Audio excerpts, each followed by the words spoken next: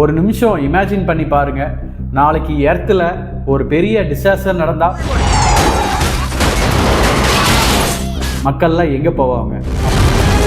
அப்போ தான் சயின்டிஸ்ட்க்கு ஒரு ஆன்சர் கிடச்சிது. மார்ஸ், அதாவது செவ்வாய் கிரகம். மார்ஸ் எப்படி இருக்குன்னா, ரெட் கலரில் டெசர்ட் இருக்கும், ஸ்கை ப்ளூ கலரில் வானம் இருக்காது, குருவிகள் சத்தம் சுத்தமாக கேட்காது, அது மட்டும் இல்லாமல் காற்று சுத்தமாகவே இருக்காது. மார்ஸில் நம்ம ஹெல்மெட்டை கழட்டி ஒரு 10 செகண்ட் இருந்தோன்னா அது நம்ம உயிருக்கே பேராபத்தாக கொண்டு முடியும். சரி, அப்போது எப்படி லட்சக்கணக்கான மக்களை மார்ஸுக்கு வாழ அனுப்ப போகிறாங்கன்னு பேசிகிட்டு இருக்காங்க. இது சயின்ஸ் ஃபிக்ஷனா இல்லை ஃபியூச்சர் ரியாலிட்டியா? மார்ஸுக்கு ஹியூமன் அனுப்ப NASA, ESA, ISRO, China, private companies எல்லாரும் ரிசர்ச் பண்ணிட்டு வராங்க. இந்த வீடியோ முழுக்க மார்ஸை பற்றி தான் இருக்கும். மார்ஸில் லைஃப் எப்படி இருக்கும், என்னென்ன டேஞ்சர் இருக்கும், நம்ம லைஃப்பில் யாராச்சும் நம்ம கூட தெரிஞ்சவங்க அங்கே யாராச்சும் செட்டில் ஆவாங்களா, இது எல்லாத்தையுமே நம்ம சிம்பிளாக இந்த வீடியோவில் நம்ம பார்க்க போகிறோம். ஸோ எல்லாரும் சீட் பெல்ட் போட்டுக்கங்க. Let's travel 225 million kilometers to red planet Mars, செவ்வாய் கிரகம். Welcome back to Kingston voice channel. நான் உங்கள் தமிழ் செல்வன்.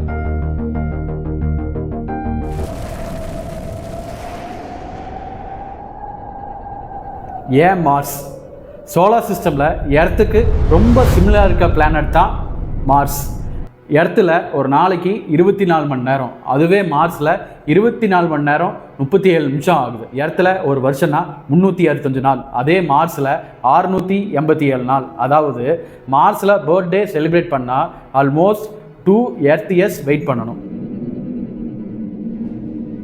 அங்கே சீசனும் இருக்குது, போலார் ஐஸும் இருக்குது, அது மட்டும் இல்லாமல் ராக்கி சர்ஃபேஸ் இருக்குது. ஆனால் ஒன்றும் இல்லை, காற்று இல்லை. மார்ஸில் கிராவிட்டி இல்லாதனால நம்ம வெயிட் அங்கே கம்மியாயிரும். எர்த்தில் உங்கள் வெயிட் வந்து 60 கிலோ இருந்ததுன்னா மார்ஸில் ரஃப்பாக, அதாவது 23 கிலோ மாதிரி நீங்கள் ஃபீல் பண்ணுவீங்க. ரீசன் என்னென்னா, மார்ஸில் கிராவிட்டி எர்த் கிராவிட்டியோட 38% தான். அதனால தான் ஜம்ப் பண்ண ஈஸியாக இருக்கும். அதனால் உங்கள் மசில்ஸும் போன்ஸும் வீக்காகிற மாதிரி நீங்கள் ஃபீல் பண்ணுவீங்க. என்ன ஒரு சான்சஸ் இருக்குன்னா, வீக் ஆகிறதுக்கும் நிறைய சான்சஸ் இருக்குது. இப்போ தான் பிக்கெஸ்ட் ப்ராப்ளமே ஆரம்பிக்குது. மார்ஸில் ஏர் இல்லை, எர்த்தில் ஆக்சிஜன் இருக்குது. ஆனால் மார்ஸில் அட்மாஸ்பியர் ஆல்மோஸ்ட் எல்லாமே கார்பன் டை ஆக்சைடு தான். ஹெல்மெட் இல்லாமல் போனால் ஃபியூ மினிட்ஸ்க்குள்ளே சர்வே பண்ணவே முடியாது. மார்ஸ் ஃபுல்லாக, அட்மாஸ்பியர் ஃபுல்லாக கார்பன் டை ஆக்சைடு தான் ஃபுல்லாக நிறைஞ்சிருக்கு. ஸோ சயின்டிஸ்ட் என்ன யோசிச்சிருக்காங்கன்னா, கார்பன் டை ஆக்சைட்லேருந்து எப்படி ஆக்சிஜனை ப்ரொடியூஸ் பண்ணுற டெக்னாலஜியை ப்ராக்டிக்கலாக வந்து டெவலப் பண்ணிகிட்ருக்காங்க. எஸ்பெஷலி இந்த டெக்னாலஜி மார்ஸில் ஃப்யூச்சர் காலனிக்கு இது ரொம்ப முக்கியம். இதுதான் பிக்கெஸ்ட் மிஸ்ட்ரின்னு நான் நினைக்கிறேன். சயின்டிஸ்ட் இன்னும் ஏலியன் இருக்கா இல்லையான்னு ஒன்றும் கண்டுபிடிக்கல. ஆனால் சயின்டிஸ்ட் ஐஸ் ஃபார்மில் இருக்க தண்ணியை கண்டுபிடிச்சிருக்காங்க. ஃப்யூச்சரில் அதை மெல்ட் பண்ணி தான் ட்ரிங்கிங் வாட்டராகவும் ஆக்சிஜனாகவும் ப்ரொடியூஸ் பண்ணலான்னு ட்ரை பண்ணிகிட்டு இருக்காங்க. சரி, சாப்பாடு எப்படி வரும்? எர்த்துலேருந்து தான் வரும். சிம்பிளாக சாயில் சீட்ஸை போட்டோன்னே அது க்ரோ ஆகாது. என்ன ரீசன்னா, மார்ஸில் சாயில் வந்து ரொம்ப ஹார்ம்ஃபுல் கெமிக்கல்ஸாக நிறைஞ்சிருக்கும். அதை அந்த சாயிலை ட்ரீட்மெண்ட் பண்ணதுக்கப்புறம் க்ரீன் ஹவுஸ் மூலிமா பிளான்ட்டை க்ரோ பண்ணி அதுக்கப்புறம் தான் நம்மளால் ஃப்ரூட்ஸோ வெஜிடபிளோ எடுக்க முடியுங்க. எர்த்து வந்து கோல்டான பிளேஸ் தான், அதை விட கோல்டான பிளேஸ் தான் மார்ஸ். ஏவரேஜாக டெம்பரேச்சர் அரௌண்ட் -60 டிகிரியில் இருக்கும். சில இடத்துல -120 டிகிரியாக கூட இருக்கலாம். நார்மல் ட்ரெஸ் போட்டு அங்கே சர்வே பண்ணுறது கொஞ்சம் கஷ்டம். மார்ஸில் வேர்ல்டு பிக்கெஸ்ட்டு டஸ்ட் ஸ்டார்ம் வரும். சில ஸ்டார்ம் என்டையர் பிளானெட்டிவே அது கவர் பண்ணிடும். இந்த ஸ்டார்ம் வீக் இல்லை, மந்த் வரைக்கும் கண்டினியூ ஆகலாம். ஸோ சோலார் பேனல் யூஸ் பண்ணி பவர் ஜென்ரேஷன் பிளான் பண்ணால் அது ரொம்ப கஷ்டம். எர்த்தோட அட்மாஸ்பியரில் நிறைய மேக்னெட்டிக் ஃபீல்டு இருக்குங்காட்டி அது வந்து நம்மளைய தற்காத்துக்குது.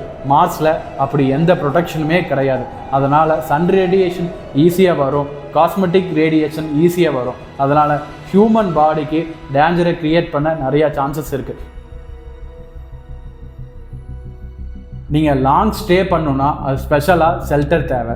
எர்த்துலேருந்து மார்ஸ்க்கு ட்ராவல் பண்ணணுன்னா கரண்ட் டெக்னாலஜி யூஸ் பண்ணால் கிட்டத்தட்ட 6லேருந்து 7 மாதம் ஆகும். அதனால் லான்ச்சிங் டைம் கரெக்டாக இருக்கணும், இல்லாட்டி ஜேர்னியே ரொம்ப ப்ராப்ளமாக மாறிடும். எர்த்துலேருந்து மார்ஸ்க்கு ஃபோன் பண்ணால் எல்லோன்னு சொன்ன உடனே ஆன்சர் வராது. சிக்னல் ட்ராவல் பண்ண 4 to 20 minutes ஆகும். So video call impossible.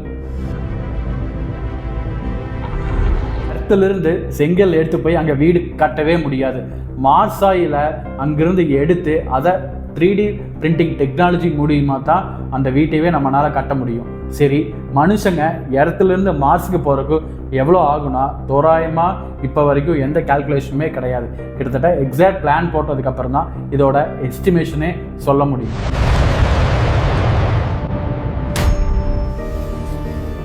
மக்களே, 1969 மூணில் மனுஷன் கால் வைப்பான்னு சொன்னால் யாருமே அதை பெருசாக நம்பலை. இன்றைக்கி அது ஹிஸ்ட்ரி. அதே மாதிரி தான் மார்ஸ் காலனியும் ஒரு நாள் ஹிஸ்ட்ரி ஆகும்.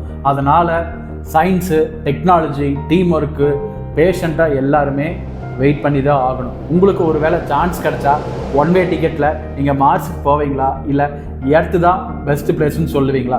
கமெண்ட்டில் உங்கள் ஆன்சரை ஷேர் பண்ணுங்கள், லைக் பண்ணுங்கள், ஷேர் பண்ணுங்கள். கிங்ஸ்டன் வாய்ஸ் சேனலை மறக்காமல் சப்ஸ்கிரைப் பண்ணுங்கள். நன்றி.